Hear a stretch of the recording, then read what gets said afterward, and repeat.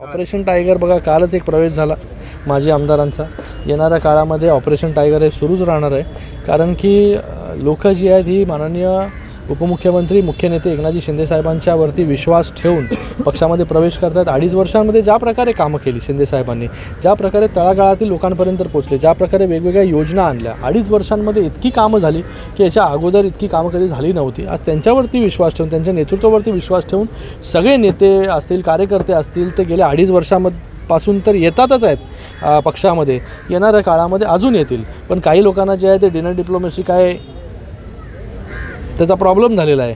काही लोक मेसेज करून आपापल्या आमदारांना खासदारांना सांगतात की आवर्जून तुम्ही जाऊ नका, त्यांना जायचं असतं, पण ते सांगितल्यानंतर पण जे लोक आहेत ती आमचा एक ऋणानुबंध जो आहे, जो ऋणानुबंध ते लोक स्थापन करू शकले नाही त्यांच्या कार्यकर्त्यांबरोबर, त्यांच्या नेत्यांबरोबर, त्यांच्या आमदारांबरोबर, खासदारांबरोबर, तो आम्ही स्थापन केलेला आहे. आमची एक मैत्री आहे, त्याच्यामुळे ते मैत्री खातर येत असतात. पण प्रत्येक गोष्टीमध्ये त्यांना पॉलिटिक्स जर दिसत असेल तर मला वाटतं हे कुठे ना कुठेतरी थांबलं पाहिजे.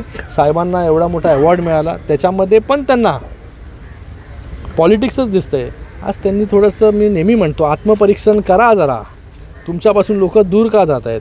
आज महाविकास आघाडीची लोकं पण जी आहेत ही तुमच्यापासून दूर जात आहेत. महाविकास आघाडीचे अलायन्स पार्टनर जे आहेत हे पण तुमच्यापासून दूर जात आहेत. का जात आहेत याचं जरा आत्मचिंतन जर केलं तर त्याचं उत्तर नक्की मिळेल.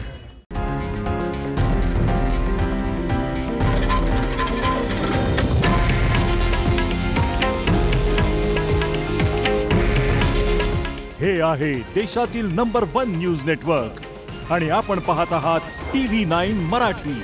काळजी तुमची, हित महाराष्ट्राचं.